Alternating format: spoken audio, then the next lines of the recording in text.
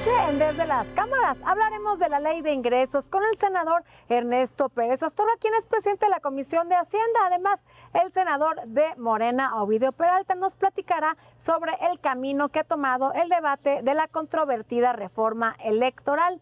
Y de transparencia, Claudia Ivette García nos analizará los temas en materia de transparencia. Desde las Cámaras comenzamos.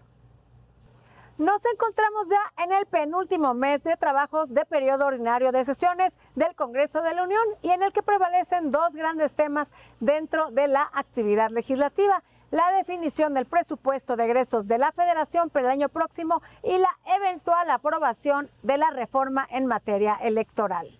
En cuanto al presupuesto de egresos, cuya facultad recae exclusivamente en la Cámara de Diputados, se dispone hasta el 15 de noviembre para que el Pleno pueda aprobar el paquete económico 2023, que propone principalmente un mayor gasto social y recursos para los proyectos emblemáticos del gobierno. Existe el compromiso de las principales fuerzas políticas del Congreso por preservar un diálogo abierto a fin de que los recursos que se aprueban puedan atender de manera prioritaria aspectos en materia de seguridad, educación y salud de la población. De manera paralela, se ha conformado un grupo de trabajo que avanza en la integración de una propuesta de reforma electoral que podría discutirse y eventualmente aprobarse antes de que concluya este año. Esperemos que la voluntad política manifestada por los líderes de los principales grupos parlamentarios permita también avanzar en la aprobación de otras reformas en materia económica, social, que garantice un mayor bienestar para la población. Vamos a ver qué ha sucedido en las últimas sesiones del Congreso de la Unión. Esta semana en la Cámara de Diputados tuvo lugar un parlamento abierto virtual en materia de ciberseguridad. El objetivo: analizar el marco jurídico y las iniciativas presentadas en el Congreso de la Unión sobre el tema. Participaron representantes de los 32 estados de la República, entre ellos estudiantes, académicos, sociedad civil, cámaras empresariales, servidores públicos y, por supuesto, legisladores de ambas cámaras. Hacemos relevancia a puntos importantes. Uno, es necesaria esta legislación y no quedarnos únicamente con un tema de ciberseguridad, sino irlo ampliando como algunos en diferentes disciplinas lo han visto. Segundo, es un concepto transversal y, como lo estamos escuchando, afecta en diferentes sectores de nuestra población, tanto privada como pública. Tercero, no está limitado a un sector únicamente, es decir, vamos para todos los sectores, todos los aspectos. No debe sobreregular y tiene que incentivar la inversión y desarrollo en el sector. Mientras tanto, en el Senado de la República se colocó una monumental ofrenda en el marco del 2 de noviembre para recordar a los legisladores recientemente fallecidos. El presidente de la Junta de Coordinación Política, Ricardo Monreal, comentó: Ahora estamos invitando a la población a que visite nuestro altar de muertos, en donde está la figura central, como ustedes verán, a Faustino, que hace 15 días falleció con su esposa, y a los 4 senadores que han fallecido, que son Rafael Moreno, de Morelos, Radamés Salazar, Angélica García de Hidalgo y Joel Molina de Tlaxcala. También formaron parte personajes históricos en el proceso legislativo de México. Está Belisario Domínguez también, Elvia Carrillo y muchos otros personajes aquí que la historia los ha colocado como héroes de la patria, como hombres y mujeres valiosas para la construcción democrática de este país. Finalmente, el Senado de la República y la Cámara de Diputados fueron citados a sesionar este jueves, tras los días de asueto por las festividades del Día de Muertos. Desde las cámaras, Claudia Ivette García. Y está con nosotros Alicia Salgado, nuestra experta en temas financieros. ¿De qué vamos a platicar hoy, Alicia? Gracias, Adriana. Fíjate que la semana pasada se dio a conocer que a partir de este lunes entraba en un proceso de reunión permanente la Comisión de Presupuesto y Cuenta Pública de la Cámara de Diputados con el objeto de dictaminar el decreto del presupuesto de egresos de la Federación del próximo año. Es interesante ver cómo se ha hecho el proceso de consulta a sectores a través de las comisiones dictaminadoras. En general, todas las comisiones, incluyendo por ejemplo, Gobernación y Puntos Constitucionales, trataron aspectos interesantes como los de la necesidad de aumentar los presupuestos en materia migratoria y o de población para atender un problema que se ha estado presentando a lo largo de la pandemia y es el incremento de embarazos de niñas adolescentes, finalmente niñas y adolescentes. Este punto te da cuenta de que cada comisión pues presentó estamos de acuerdo con el presupuesto asignado, se consultó con los sectores, se consultaron los diputados con sus bases también, se supone, y ello le da validez a todo el proceso de dictaminación. Se espera concluirlo a más tardar el 15 de noviembre, pero la semana que entra se tendrá el primer gran borrador del presupuesto y para el jueves de la próxima semana es muy probable que se tenga la dictaminación en la comisión, ya en la comisión, para que pueda pasar al pleno el martes de la siguiente semana ya con todas las características de revisión de los amarres. No hay ningún cambio en la carátula presupuestal. Sí hay un espacio muy pequeñito de reacomodo presupuestal, pero es verdaderamente pequeño.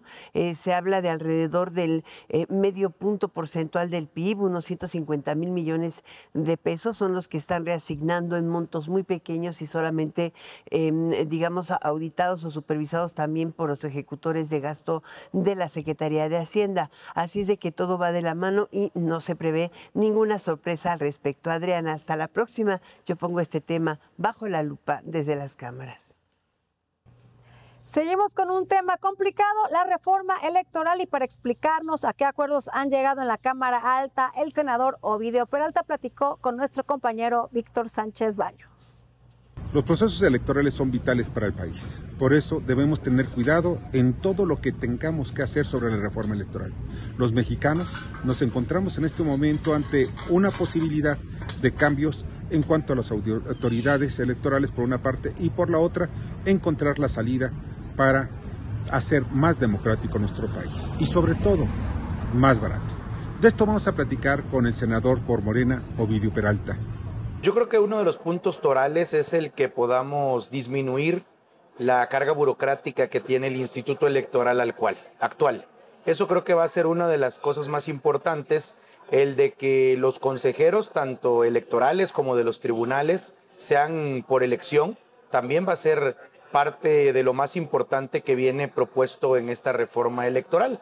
Así como, digo, también presupuestalmente hablando, el tema de el que van a eliminarse, la propuesta de eliminarse los diputados y senadores plurinominales. Pues lo que pasa es que es la democracia pura, ¿no? El que podamos avanzar en que los órganos electorales realmente puedan ser electos democráticamente, porque con el argumento de la sobrerepresentación, pues también le damos representación a quienes muchas veces nada más el 3% de la población, o por lo menos el 3% de la población, les está dando un apoyo. Entonces, eso es, yo creo, lo que se estaría buscando, que dejen de sobrerepresentarse esos partidos que el pueblo no los quiere, no tienen una base social y que no están conectados, por ejemplo, con ellos.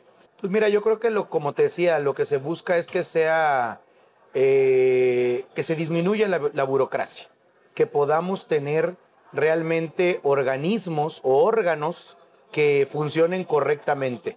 Este año, por ejemplo, este año pasado tuvimos elecciones y funcionaron los soples y funciona también al mismo tiempo el órgano electoral, porque siempre se hacen elecciones federales y elecciones locales. Entonces, en algunos casos se duplica las personas que están interviniendo en las elecciones tanto locales como federales. Yo creo que ahí por eso es que viene esta propuesta de esta manera y pues hay que esperar al dictamen que venga de Cámara de Diputados para ver los acuerdos a los que lleguen ahí, para ver hasta dónde pueda ser, porque sí, he de decir que es una reforma muy ambiciosa y muy progresista que pondría a México, la verdad, que a la vanguardia de términos democráticos. También el presupuesto de los partidos, ¿no? Porque también parte de la propuesta es de que se disminuyan las partidas presupuestales de gasto programado y de gasto normal que se le da al partido solamente para cuando haya elecciones.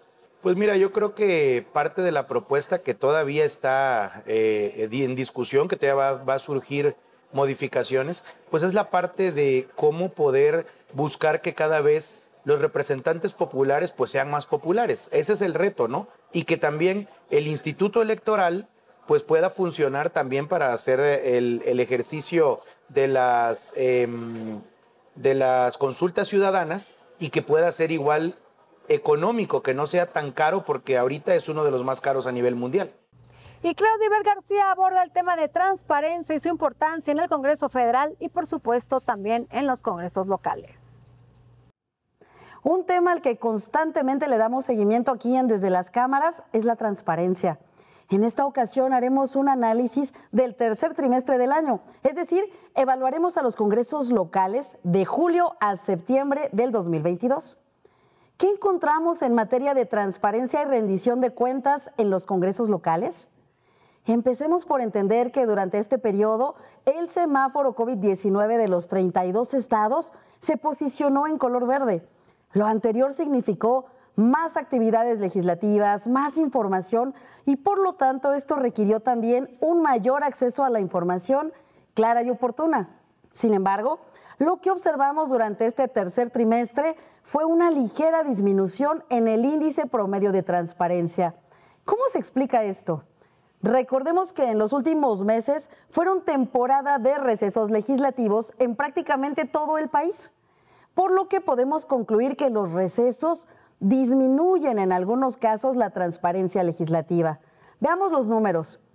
Este tercer trimestre pasamos de 11 a 16 congresos locales en semáforo rojo respecto de su nivel de transparencia. También pasamos de 15 congresos muy bien calificados en el trimestre de abril a junio del 2022 a 8 congresos, casi la mitad. Y es momento de ir a la lista de los mejor y los peor calificados en nuestro índice de transparencia legislativa. Empecemos con los congresos peor calificados. En el lugar número 30 está el Congreso de Guerrero. El penúltimo lugar en transparencia es para el Congreso de Nayarit y en el último lugar, como cada trimestre, se encuentra el Congreso de Morelos. Son congresos que no publican información, no transmiten sus sesiones en tiempo real, ni comparten datos indispensables del actuar de los congresistas, como sentidos de las votaciones, asistencias, trabajo legislativo y demás información relevante. ¿Y cuáles son los congresos mejor calificados? Tercer lugar, Jalisco. El segundo lugar es para Tamaulipas. Y como cada trimestre, esta lista es encabezada en primer lugar por el Congreso de Guanajuato, con una calificación de 100, calificación perfecta. Un congreso que actualiza su sitio web, redes sociales, información sobre las sesiones, actualiza la Gaceta, transmite sesiones en vivo y mucho más. Aquí en Desde las Cámaras le daremos un puntual seguimiento a este tema. Vamos a un corte comercial y no se vaya porque a nuestro regreso hablaremos con el senador Ernesto Pérez Astorga, presidente de la Comisión de Hacienda, y nos platicará sobre la aprobación del paquete económico. Hoy en día una gran parte de los granos los estamos importando, entonces pues de alguna forma se ha desarrollado una plataforma para que el país en un futuro sea autosuficiente alimentario, autosuficiente energético, tanto eléctrico como de petróleo.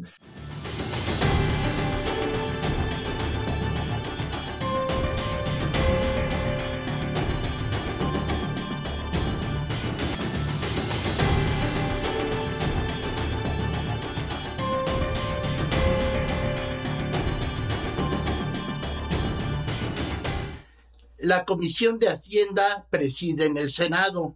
Mucho tiene que contar hoy nuestro invitado. Lo que la Ley de Ingresos aprobó y qué beneficios nos otorga. Nos comentará el senador Ernesto Pérez Astorga. ¿Listos para escuchar? Nos encontramos bien puestos. ¿En qué se invierten y se gastan? Pues son nuestros impuestos. Les presento la conversación con el senador Ernesto Pérez Astorga, quien es presidente de la Comisión de Hacienda sobre la Ley de Ingresos. Nos encontramos en un momento muy relevante a nivel legislativo en México, puesto que hace unos días se aprobó en el Senado de la República la Ley de Ingresos y la Ley Federal de Derechos, y nos encontramos en la antesala de la discusión del presupuesto de egresos de la Federación en la Cámara de Diputados. Por ello, nos da mucho gusto darle la bienvenida aquí desde las cámaras al presidente de la Comisión de Hacienda y Crédito Público de la Cámara Alta, el senador Ernesto Pérez Astorga. Bienvenido.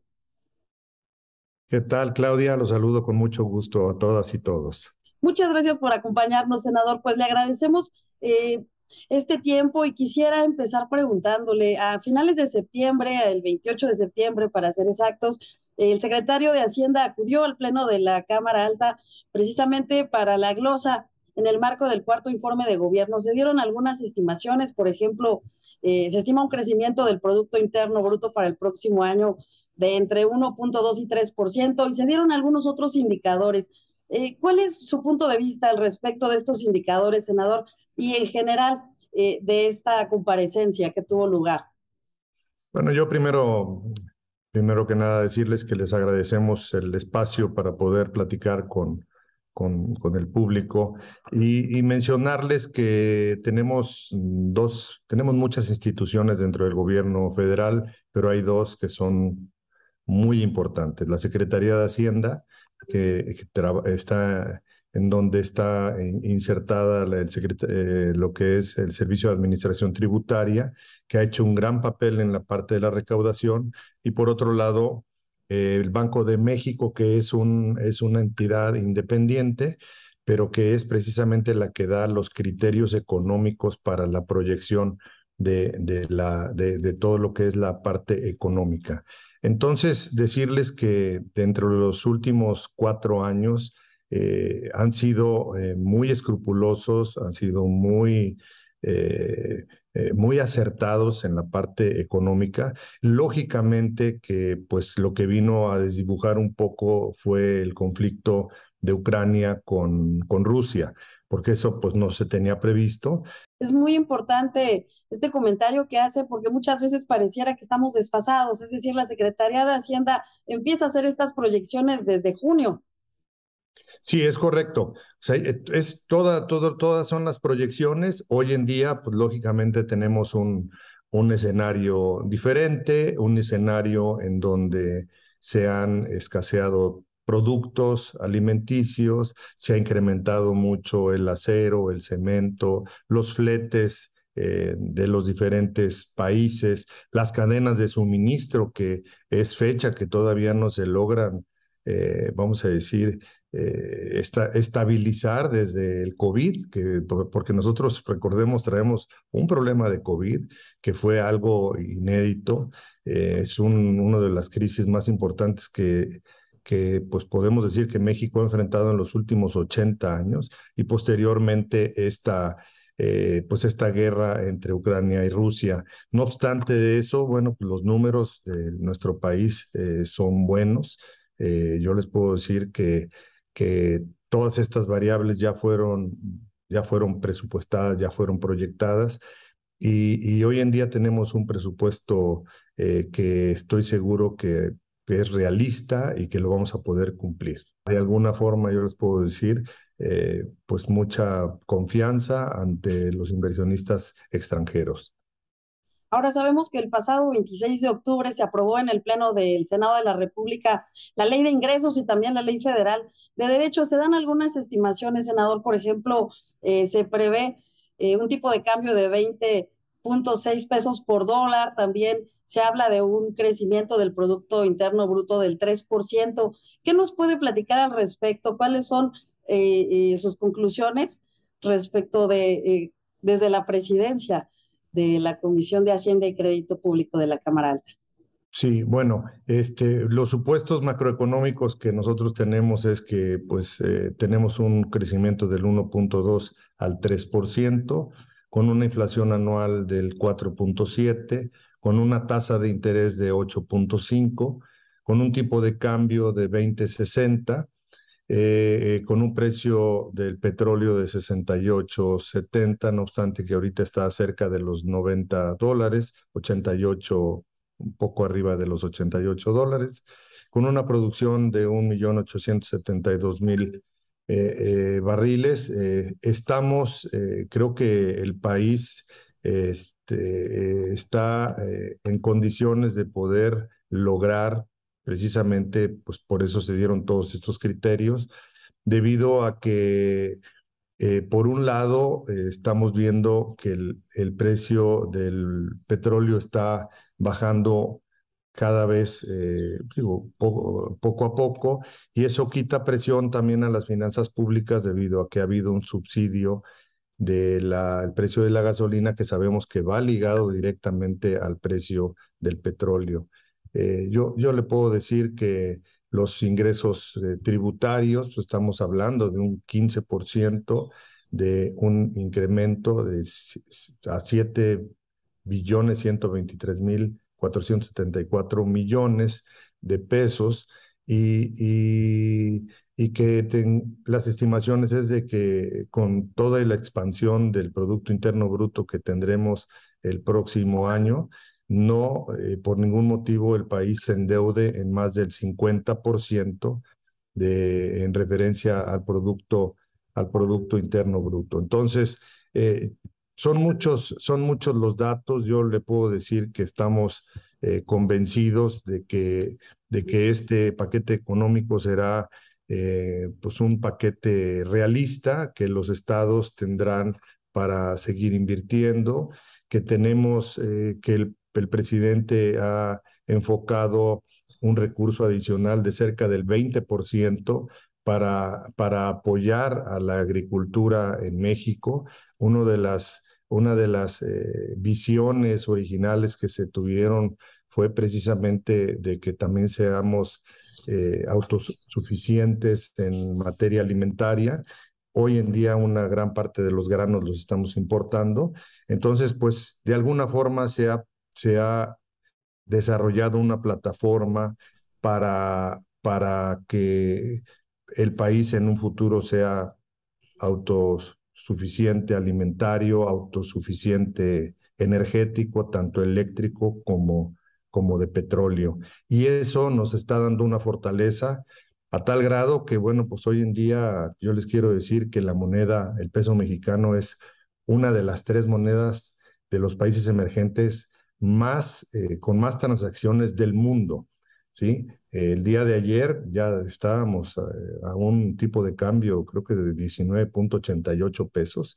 Entonces, pues ahí se ve reflejada la fortaleza también de la economía mexicana.